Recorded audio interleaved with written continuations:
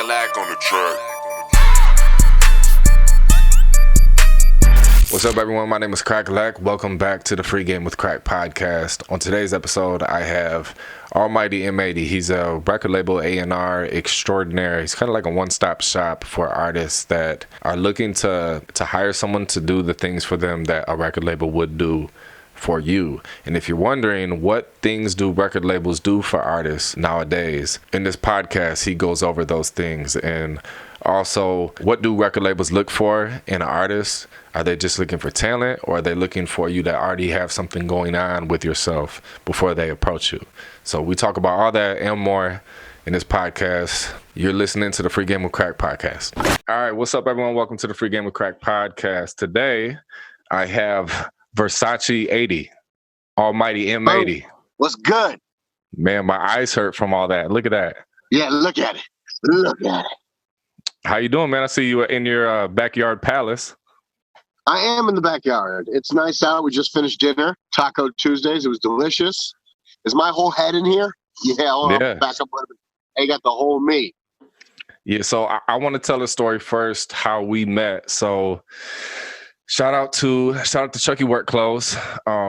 He's always spoke really highly of you. And so I've been doing some video work for Chucky for about, I would say, 6 months now. And he's always talking about, man, my boy 80, M80. I got to bring you out to LA so we can link with my boy M80. So fast forward 2 months ago, we go out to LA. And this was pre-Rona. Pre-Rona. Pre-Rona. He says, we're going to go out to dinner tonight with M80 and his old lady. So we go there. We go to, what kind of place was that? We went to the House of Galbi Korean barbecue. Korean barbecue. That was my first time ever eating Korean barbecue. Love it.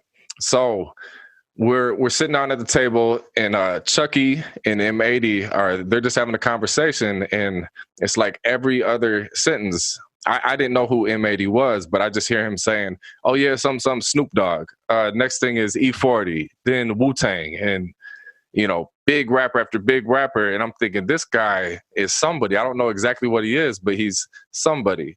Fast forward a little bit later, he asked the waiter to take a picture of us sitting at the table. So he takes a picture, posts it online, and then tags. He didn't know who I was, so he tagged Chucky and his girl. Well, then he shows me his phone. He said, "Yo, how do you know my business partner?" And it's Anno Domini Beats. And I'm like, holy shit, that's your business partner? And I didn't know Anno Domini at this point in time. We had just like followed each other on social media. But after this, so I ended up being around M80 for the next 3 to 4 days. And then best time of my life. Best time of my life too. He linked me and the Anno Domini up at his house, and we sat down and talked for about 20, 30 minutes. So that's my backstory with M80 right there. Anno used to live in the United Kingdom. He lived in Germany, lived in the United Kingdom. And our business was thriving so much, him on the production side and me on the, the first brokering side. So I was like, dude, you're going to move to America. And he was with it. And we got like all these record labels that we'd worked with and all these different artists like Cracka and members of Wu Tang. And I think even 50 Cent and Snoop had like signed off like, yeah, I worked with this dude. Like I vouched so he could get his work visa. And his visa was good for like 3 years. And he came out here and he met his now wife, Laura. So now he can stay forever. But so when I met his parents at the wedding and all his family, they're like, "Oh, you're the guy who moved our son to America. We didn't like you at first, but now that he's found his like soulmate, hey, nice to meet you. Welcome to the family." Definitely, man. So I know you do a bunch of different things. Like, what different hustles do you have? I know you're an A&R. You're kind of like an A&R extraordinaire is what your Instagram bio says. Yes, and I can explain that. So your average A&R is just someone usually that works for a record label that's assigned talent, and their job is to assist in the album construction and development of that artist and their particular project. So I own my own company. So either I work with someone that's already in my network, like Wu Tang's my family. They brought me in the fold. So I work any and all the Wu Tang projects I can. The bigger artist works are easy for me to take the album, construct it. I have my law degree from JFK Law in San Francisco. So I do all the album administration, your copyrights, your publishing, your royalties, your contract reviews, your song splits, all that stuff. And then shop the deals for label consideration or distribution consideration. So it's easy work for me to do it with artists that already have a SoundScan history, a touring history, a BDS history, all that stuff, radio, whatnot, and place the records and make my money that way. Because I own my own company as well, I'm an independent A&R, artists can hire me to handle all those tasks. And there's many more tasks after we broker the label deal, like liaison between the artist and label for accounting purposes, liaison between the artist and PR and radio and so on and so forth. Artists can hire me for the blanket packet of my services. And sometimes labels also will hire me to assist in the development of like a new signee they have for their record label. Now, like, just to name drop a little bit, what are some artists that you have done that for and work with? I've done 38 different Wu Tang records in my lifetime. I've done all the Crooked Eye projects. I've done a dozen Planet Asia albums, Husk Kingpin albums, Kurupt albums from the Dog Pound. I've done 7 or 8 different Cannabis and Keith Murray records. I've worked projects with Redman. Man, the list goes on and on and on. JP Beats, of course, works for Anno Domini. I've brokered features that have appeared on albums with Snoop Dogg that says like Snoop appears courtesy of Holy Twitter Productions, my company. And I've brokered record deals for tons of independent dudes like Chucky Workclothes, like Jason Bain, like Nino Gray, like Chop Devise, Big Twins from Infamous Mob. I'm working what was supposed to be the 25th anniversary for Mobb Deep, the Mobb Deep All-Star Tour with Havoc and Twins and Alchemist and Infamous Mob and shit like that. So I'm constantly in the album game. I'm constantly in the touring regimen of it all. And artists feel comfortable with me because of my law background, because of understanding the business, being able to go through contracts and dissect what's best for the artist and the label. So it's not just a one-sided business affair. Got you. Now, being that this is the Free Game with Crack podcast, if you could give some free game or some tips as far as how does the iTunes charting work? Like, are there any like workarounds or hacks to charting? There's no hacks, but the thing is, iTunes has various charts like America, United Kingdom, Romania, Switzerland, shit like that. So like one time we did an album and we were #1 on the iTunes charts in Romania. And I'm like, that's huge. And they're like, not really. It means you sold 6 copies. Like, so you understand, like on any given chart on any given day, depending on the influx of sales, determines where you're going to be in the chart position. Now, like if you come out and, like your album drops at midnight and like 50 people buy it between 12 midnight and 12:10, like chances are no one else bought any other single product 40 times. So you're going to be in like the top 10 or top 20. It's about the consistency on how, people buy it all throughout the first recorded week is in essence 10 days. Since the charting went from a Friday reporting to the following Monday. Releases used to be Tuesdays. So it'd be that Tuesday to the next Monday, like a 6 or 7 day period would be the chart. The first week charts now encompasses your total pre-sales plus the actual first 10-day period. That's why you see people charting their highest when the first week comes out. In essence, your first week in totality could really be 5 weeks put combined. Now, how could like pre-orders help an artist? Pre-orders get lumped into week 1 sales. Okay. If it's done digitally, you do it right, you register at least 60 days in advance. It helps for an artist to pick out 1 or 2 grat tracks, meaning someone buys the album now and they're instantly sent 1 or 2 single downloads. That helps. And then, of course, the actual week of release, that gets lumped into however long plus your pre-order period was. And that's all considered week 1 according to Nielsen Billboard SoundScan recordings. Okay. All right. Now let's go. Let's backtrack some. So where did you start off with music in general? Because I know that you've made, as an artist, songs in the past too. I started as an artist, M80, spelled out M-EIGHTY, not M80. When I was like 13 years old, had dozens of like actual tapes come out, cassette tapes. Didn't leave school every day in high school and college, so I made at least $100 a day. So I was like the cool rich friend. Like I bought when I turned 17, not 16 because my parents wouldn't let me drive yet. I bought my own car. Like I had a brand new Ford Explorer. Like I was doing it like that then. As I progressed, there was only like literally like 5 or 6 top artists in our city that were popping. So when it came to like live performances, the performances either went to like one of these 5 people, and I was one of those 5 or 6.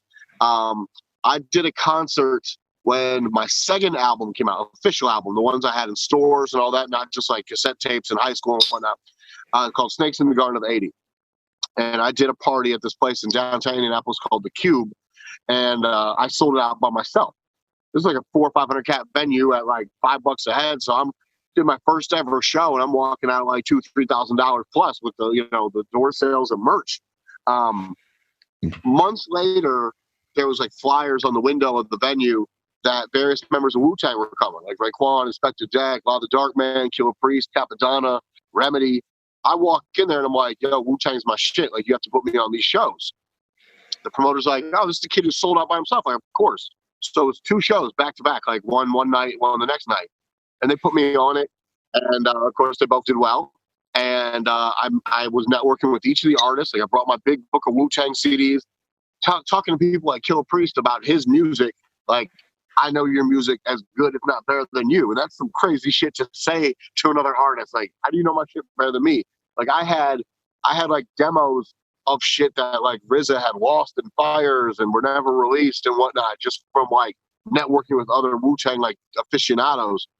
So I opened up the show the next night. The tour manager really took a liking to me. He's like, hey, if you want to come on this tour and finish it, do your set every night, like, we can't pay you, but you can stay, network with the artists, sell your merch.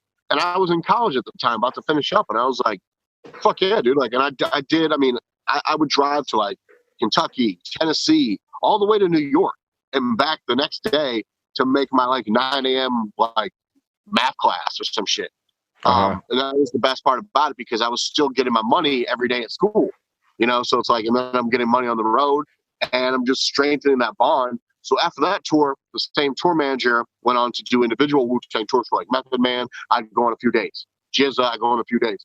And the GZA tour, we did a date in Chicago at the Metro, and that's what really opened everything up for me. Like, Priest had introduced me to GZA, introduced me to Dre Kruger, which was one of RZA's understudies, and we did this album called Wu-Tang Meets the Indie Culture in 2005.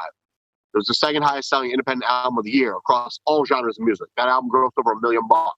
And I'm a kid, I'm in my like first year of law school. And that's what sold all these artists on working with me. It wasn't the persistence of like, you rap, I rap, let's do something together. They hear that shit every day, all day. I knew I had to be different. So I never sold them on me being the artist. Like, I sold them on the fact, like, I have bigger ambitions. I'm going to run my own company. I'm going to law school. I'm going to specialize in intellectual property and entertainment law. This is what I can do for you to help make you more money. So a lot of these people, like members of Wu-Tang and Dog Pound and Slaughterhouse and so on and so forth, like, I've worked with for like a decade to 2 decades. And some of them, I didn't even tell them like I was the artist until years later. Like, either they knew it because they saw me perform, or if they didn't, then I would just tell them like later. I never led with the artist foot forward. But then when they knew, the respect was already there. So we just started doing mad music together. So it's like, it benefited me on the business side, which is where my career focus is now, fast forward to present day 2020. And at the time when I was still like, okay, let me test my hand at the artist shit, I still release projects when I want to, but I know if I ever needed anything, like if I had to call Mathematics or Havoc from Mobb Deep or something for a beat, like I can make that call. If I need a verse from, Method Man or fucking whoever, you name it, on a track, I can make those calls. And so I saved up those favors, those connections, not to better me as the artist, because that wasn't the prerogative. So I can put the people I'm working with in those positions now. Like Chucky Workclothes, for his album we did Tax Season, like E40, Kurupt, Youngboy, Pusha T. Like, this is big shit. Got him his first record deal. Got him his first worldwide press. Like, so he's on Hip Hop DX and Double XL on The Source. And like, this is shit that's like uncanny for the people of Indianapolis to hear. Or the people of you insert the locality name. Like, when you're a local artist coming up and you're in the same trench as everyone else, doing some insanely big shit doesn't even sound real to people. when you're so used to hearing the norm is just basic shit. So I'm an anomaly to people because I knew what it took to make it big back then in like 2003. Like I was the first one to have major features on my shit. I was the first one to set up tours for myself. You know, that kind of stuff that people laughed at. Like, this dude's spending money. Like, it's not organic. It's not real. I knew then this is a business. Like, you want some shit done for free? Okay, yeah, cool. It may happen, may not. Putting money in people's hand is respect. Exactly. I think the key there was you understood the importance of bringing something to the table. You provided that law background, and then also you were patient. You weren't you hung in there till the time was right, and then you had already built that connection, and then it was like, oh, you're an artist too? Let's make music together. Where if you came out the gate saying, hey, I'm an artist, let's make songs together, then it's like, oh man, he's annoying guy wanting some free features that's hanging out with us. Yep, dude, I've asked. I mean, even when I make the calls, I'm still paying for shit, dude. I might not be paying what their rate is, but they still appreciate the fact that like we have budgets, like I'm not hoarding the budget, and the artist isn't hoarding the budget. Like we're spending the funds where they need to be spent. So it's all respect when at least you're breaking bread that way. Yeah, man, and we just progressed from 2003 to now, and there's like 90 some albums under my belt. 30 plus of those have been on the Billboard Top 100. More recently, I think I'm at 8 or 9 RIAA Golden Platinum Plats now for both singles and albums alike. And I look back on it all and know that there's still a long road ahead. But if I decided that, today was the final day, like I'm retiring, I'm actually comfortable enough to be able to do that.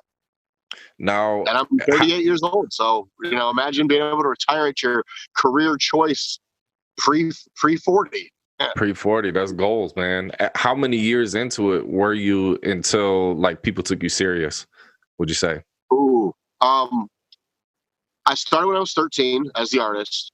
I also knew at the age of 13 that I wanted to be in the business of it because I used to read up. I'd say I really got into the business between 13 and 16. And it got serious around the age of like 24 to 27. So a good decade and change later is when people looked at it like, everyone that laughed or pointed fingers or thought this shit was just a fluke. It was like, oh, this dude's really doing it. Like when I meet people now in the past like 5, I've been in LA for about 7 years now, and I went to law school in San Francisco. I lived in New York. We were running things differently. So I've lived in the hardest markets there are in the world to make it, and I made it. So that let people know back home in the Midwest, Ohio and Indy where I live, like, okay, this dude's not fucking around. And it totally speaks volumes to my personality because I like to have fun. I'm very personable. I like to laugh and joke and shit. But deep down, I'm 1,000% business at all times. Definitely. So let people know that maybe their jokes were ill-founded and maybe their disbelief was ill-founded because I knew then. How I knew? It wasn't like I was reading books or anything. I mean, I was in school, like high school, college. I just knew that these are, I'm reaching out to professionals, to career artists, to veterans, to legends, whatever synonyms you want to attach to their names. I know if I were in their shoes, I would want someone to come to me correct. So the most important value and skill I learned is, say what you can do and do what you say. If you can master that, say what you can do and be able to do what you say, you will go far in any line of work. People come to me every day on some super fuck shit, and they don't understand that I can easily write you off right then and there and know that there is no point in me speaking to you any further or assisting your career in any way, shape, or form. Because I know if you are coming to me, and I'm not the top dog, I'm one of those, I'm not the captain of the yacht, but I'm on the boat type people. And I'm happy to be on the yacht. So I know that if you're not coming correct with me, someone that could clearly make or break you, then you're definitely not going to make it when it comes to the top brass. What advice would you give? Let's say there's a 16, 17-year-old out there. He's in high school right now. He really likes music. He tried making beats. It wasn't for him. He tried rapping. It wasn't for him. He tried recording, mixing songs. It wasn't for him. So he's thinking that maybe the A&R role is more for him. He wants to be involved and look for talent. How do they move forward to become an A&R? The advice I give people is, okay, so say the artist route's not for you. Something in the business realm might be. There's lots of jobs in the business. You know, look, like go to any record labels, like a kind of like an account sheet, and see what jobs they have, what staffing positions. You know, A&R is one of them. Admin is one. Artist development, executives. You know, there's people that do logistics and accountings. Like you can work in entertainment without having to be, you know, Mr. Versace and Diamond Down Brightling guy. I'm 80 over here. You don't have to be that guy. I'm that guy. Man, I wish you'd have had all your necklaces on too. I got one. I got one. Bam. You know, the robe kind of just takes away from everything. Hold on. So, yeah, you see it. Yeah. The point is this. Cheers. You know, hey, cheers. First thing, cheers. Cheers to you, Mike. The point is this. If you want to be an A&R, then if you're not the talent, literally go out and try to find the most talented person in your surroundings, in your city, in your state, and let them know, like, hey, you know, be straight up with them. I was the artist. It didn't work out for me, but I want to get into the business of music, and I really want to back you. And again, with the honesty, I don't know it all, but I'm learning, and I want to build with you. Anyone would respect that. Like anyone that you would view as on equal footing. Like, hey, man, you're an artist coming up. You know, I just want to be on the team. Whatever I can do to help. That's the kind of shit that earns respect. That's the kind of shit that earns you the longevity of being a team member, of being part of the crew, of being able to reap the benefits of the rewards when they finally come. You know, so it's like there's so much local talent, and it's like you don't meet a lot of, I'm a local A&R dude, because people are really afraid to put in the amount of work that it really takes to build like just a fresh artist versus the money. There's not a lot of like right here, right now money, you know? That's why I structured my company to where like I get paid a fee to start my work. Then I get paid again after I broker your record deal. Then I get paid again, like as the record's selling and making revenue. So it's like I get the most, you know, the better your product does, the more money I can make. The more money I make means the more money you've made. So it's all happy. It's not one-sided at all. That's what I would tell, you know, your aspiring, growing up, you know, person that wants to be in the entertainment world that specifically would want to be an A&R. You start off seeing what you can do for that person. You know, you have to have a good ear. So it's about obtaining production from producers. You know, getting them with the right studios is important. You know, getting them certain kind of like marketing and getting them press endeavors, like being able to reach out to papers, getting them potential show opportunities so they can showcase their talents. These are all very essential tasks for like your localized, I'm a brand new, you know, learning my ground kind of A&R.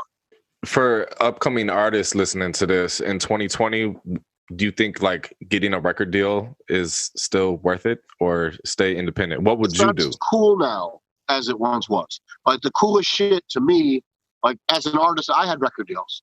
The coolest shit to me was being able to go into Best Buy or Sam Goody or FYE and pick up an M80 CD and listen to it on the you know, the like the wall with all the music and shit, like naturally. That was the coolest thing in the world to me. Now more labels are signing distribution deals, which in essence makes them more like distributors.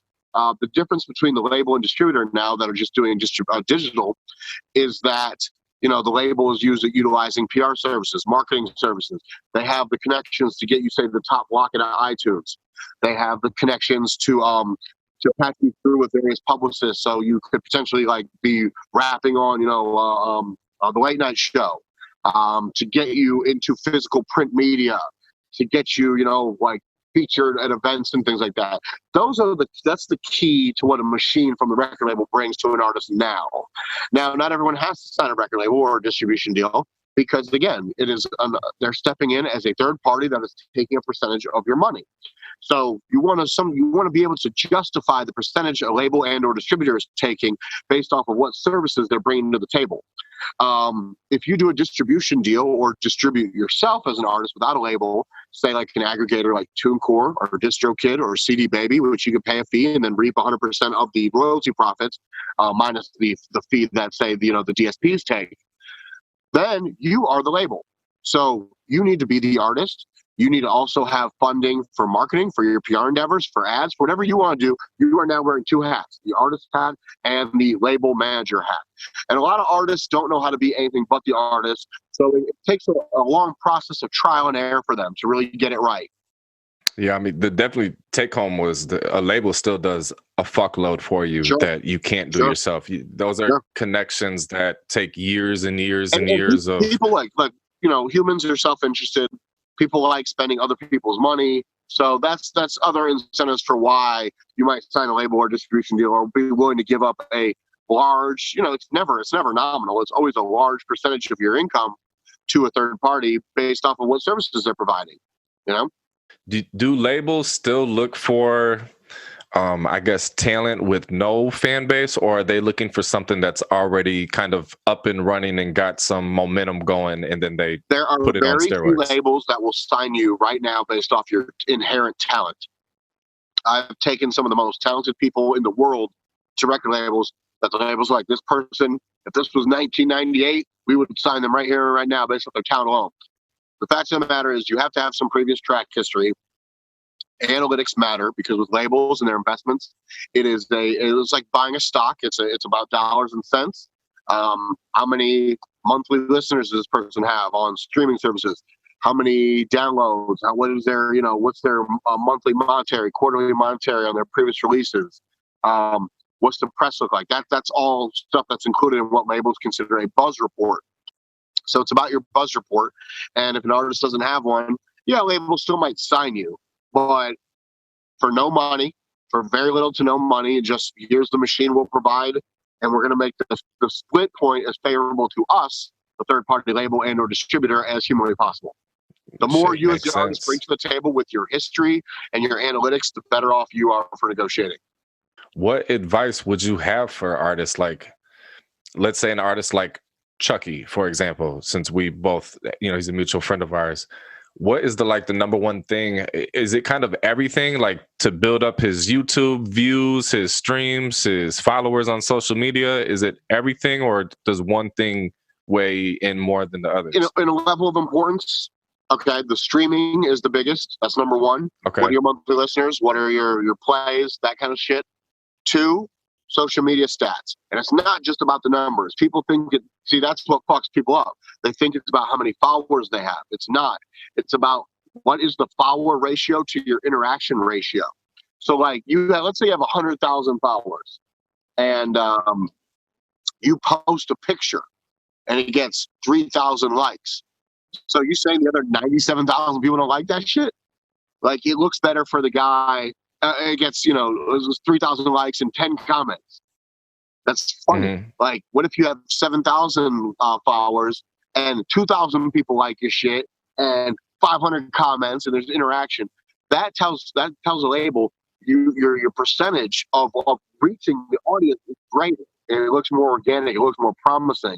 And in the term of dollars and cents, we're willing to gamble more on those numbers. What's the best way for an artist to get their Spotify up there, like to promote it? Let's say I'm an artist and I have $500 and I really want to push my Spotify. Promote it As far as marketing. I've never once, since I'm not the artist like primarily anymore, have I ever made a post like follow me on Spotify. But if you're the artist, that's something you have to hammer to people every day.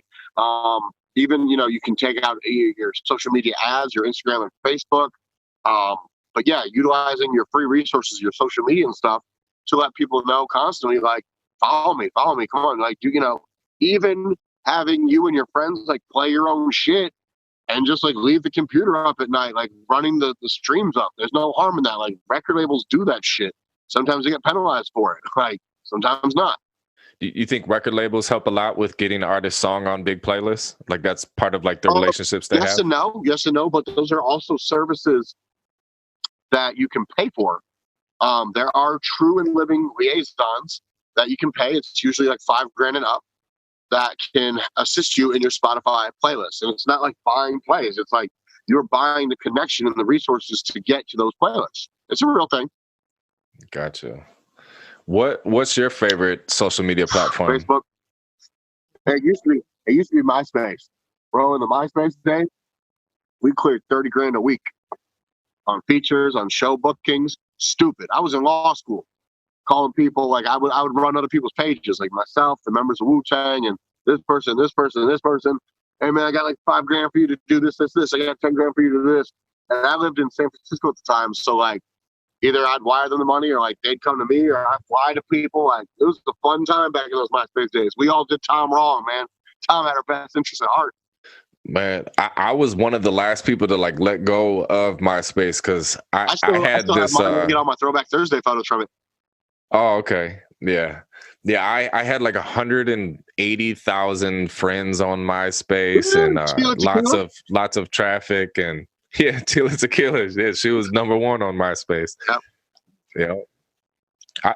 I really like YouTube is my favorite. Is currently paying streaming royalties higher than any streaming site like Spotify or Apple Music or Tidal. So yeah, YouTube. I need to go back and reinvent a YouTube page, man. That's the shit now. Yeah, I would say incorporate your comedy. You're fucking funny. Thank you, buddy. See, I try Here's the thing with me, and this fucks people up all the time.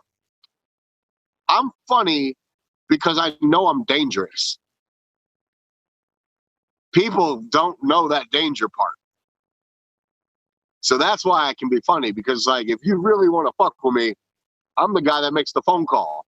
And I'm sitting back 2,500 miles away laughing the whole time. I learned that from the top brass. They're like, so people, I'm no joke, but I'm pretty fucking funny. What would you say is your #1, like most proud accomplishment, specifically music-wise? My personal biggest achievement was in 2009 when I broke the Guinness Book of World Records for longest freestyle rap. I did 9 hours, 15 minutes, 15 seconds. And to date, I'm the only person that did it for charity. I funded a school in Nigeria that stands to this day. You can look it up, Bebor, BEBOR.org. So I rapped, broke a world record, and in the process built a school. Like just rap nonstop? You get a That's how it was? for every 60. Holy shit. And I was there to witness one of the guys who held the record before me. I was there to witness him do it years prior. That's what gave me the want to do it. Before I did it, I reached out to him like, I want to do this. And he was cool with it, Like I showed him the respect. Got you. On your come up, what would you say was like your biggest roadblock? My biggest roadblock. I don't look at it like a roadblock, but people tell me all the time, like I love hip hop. The artists I work with, my roster, those are my dream artists. Like these are the people I was influenced by, that I grew up listening to, that I'm super fucking proud to call my peers current day. People look at it like, thank God, like I was able to earn the money I earned, and I got in right at the end of like the big money era where people were giving like $500,000 dances and records were going platinum and shit based off album sales and, and gold. And people look at it like perhaps I should have, given in to the labels. Like when a label would try to hire me, I'd laugh them off because their yearly salary literally is like, what a label pays my position in a year is what I make in a month. So imagine me working for Def Jam. My yearly salary would be working for them for 12 fucking years. Now, you get certain perks when you work for the label. Like I got a Def Jam or Interscope business card. You get more clout to your name because people think you're bigger shit than you are. You're really just a puppet for the company at large. I'm me. So the roadblock, could I have worked for more mainstream dudes? Could I have worked with more of a diverse audience? Sure. I'm not fucked up about it looking back on it though. So otherwise than that, no roadblocks, dude. I paved my way from day one. So advice for artists out there that feel entitled because you have talent. Treat yourself as a record label. Put in the work. What would a record label do for you, right? Yes, sir. You have to, dude. The artists that think they can just be the artist now, I'll give you some great examples. Wiz Khalifa, extremely popular, just wants to be the artist. He's got a massive team of people, managers and A&Rs and liaisons and PRs and accountants. Rihanna falls in his boat. Guess what? The same story is time in and time out. Oh, this person stole from me. This person took millions of dollars from me or did this or fucked me over. Like if you're on top of your business and your art, you can only fuck yourself over. These people are fucked over because they put too much trust into the next person.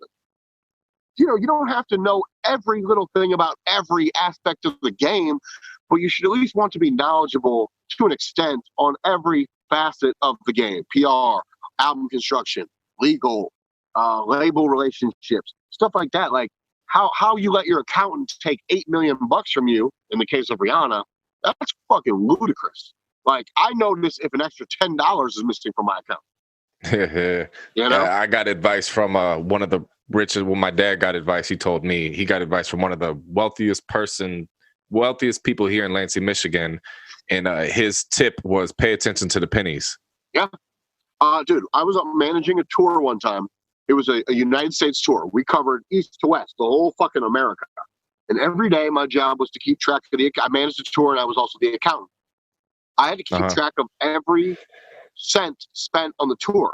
So when we were like halfway done, like 20 into the 40 dates or some shit, we sit down with this artist manager in whatever city they lived in. I think it was like Rhode Island or Boston or some shit. They legit said to me, this is incorrect. There's like $1.38 missing. And I'm talking like out of hundreds of thousands of dollars, $1.38.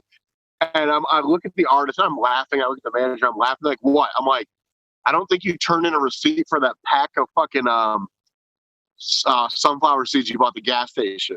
But I was laughing because that's how fucking meticulous it is. Like, you wanna come down my fucking throat thinking that, I got you for that $1.38, but at the same time it's respectable because you're really looking out for the interests of the finances. And then, so just to be clear, for artists that are looking for, let's say they don't have the time or knowledge to do all the things for themselves that a record label would, they can reach out to you and hire you to do that for them? I am a one-stop hip-hop shop. You can totally reach out to me. I have a sliding scale so I can work with artists according to their budgets. I've worked projects where I've been paid as little as like $5,000, $7,500. I've worked projects where I made your house money. Mm-hmm. You know, I'm not talking about the mortgage. I'm talking about buying the house money. Yeah. This is coming from Maybach 80. Bling bling. Every time I come around, you say they bling bling. Yeah, man. Yeah, I want to throw in there. The first time I ever seen a Maybach in my life was yours, and I got to sit in the back seat. I put it in my vlog. That was dope. Brooklyn, we're back in the building. We're back in the bag. Me and my beautiful. So do it. Where can people find you on social media? Matthew, Matthew, Markoff, Markoff. Instagram, Almighty M80. Twitter, Almighty M80. I'm not big on tweeting. I hate it, actually, because people can just talk. I hate it too. I need to put a name in the face before I can take you serious when we're talking shit to each other back and forth. I'm accessible, dude. And here's the best part about me. And this, if you take anything away from this interview, take this away. It doesn't matter what dollar amount you're coming at me with. I have never in my life taken on a client that I didn't deliver for. So my batting average from 2004 to now is 1,000%. There's not a single person that ever worked with me that's hired me to A&R, to do admin, to shop their deals, label or distribution or other, that I didn't deliver exactly what they wanted. So more than the money, I respect my reputation. And if I died tomorrow, still bat 1,000. That's going to be on the tombstone, man. I'm the quintessential A&R extraordinaire. Bam. One last question. Is this shit easy that you do to be Almighty M80? No. Is it easy? No. Usually, a lot of artists, the top brass, dude, they struggle with bouts of depression. You're usually isolated. You usually don't have a lot of friends. My circle is very small because, I want to be comfortable hanging out with who I hang out with. I go out a lot by myself just because I know I'm going to run into people that either know me or know me, want to talk, that kind of shit. So it's not easy. I've lost, I'm married now, but I was previously engaged. I've lost lots of relationships. I've seen people come in and walk out of my life. I've seen artists try to use me to take advantage where you don't have to. I'm a good-hearted person. When you try to finesse someone like me, you in essence are finessing yourself out of a solid human being. So it's a lot to deal with, and you have to be extremely thick-skinned. For as many people as tell me that everything I do is great and so on and so forth, there's an equal amount of people that tell me I'm not shit and I suck as an artist and I suck as an A&R and so on and so forth. And it's I have to decide how much of my time, energy, and effort do I give to either side of those people. Everyone that sings my praises, I want to be, hey man, thanks. You're my friend now. We're cool. Thank you. Well, I want to big you up in what you do. To the people that, disrespect the art and the work and everything I put into. I mean, dude, I was in school from age 6 to 26, 27 years old. I'm taking continuing education classes right now while we're on this Rona period. You know, I got a certificate from Harvard. I'm taking an advanced contract class through Yale right now. Like, this shit doesn't stop, dude. And the rewards of hip hop and the rap industry and music industry and it's in a greater nutshell are so great because they're reserved for such a specific and certain few. I will outwork the fuck out of you. Like Kobe Bryant outworking the fuck out of you on the court. Like, now, if you can outwork me, then you deserve everything I have and more. But until then, shut your fucking mouth. On that note, hey, man, I know time is money. I know time is money. I appreciate you coming on the podcast, man. I'm excited for all this Corona to be over. It is like 6 or 7. What time is it? Like 7 something my time, 7:15? Dude, yeah, quarter after 10 here. Okay, so 7, yeah. I have 3 to 4 hours worth of work to do still tonight, and I've been working since 11 this morning and taking breaks to eat. I took a break to go to the bank and the post office. Like, so you want to know what a work day for me is like? It's from the minute I wake up to the minute I go to bed, dude. Like, that's fucking work. Mm-hmm. And I have clients that live in different countries and shit. So they might, a client in Germany might call me when it's 5 a.m. my time because it's, noon their time or some shit. So it's like, my phone is never off. It's always go time. And, sometimes like I had a client one time, hey, I got this $1,500 for you if you can get this done tonight in the next 2 hours. I had a client that called me to do a contract on Thanksgiving. I need this shit. Like, that's what it is. So be prepared. You're like a firefighter. You're always on go mode. That's me. And I appreciate your time, Cracka. Cracka. Vinny from Jersey Shore, right? Vinny! Male skipper. All right, everyone. See you guys in the next episode. M80. Peace. Thank you, buddy.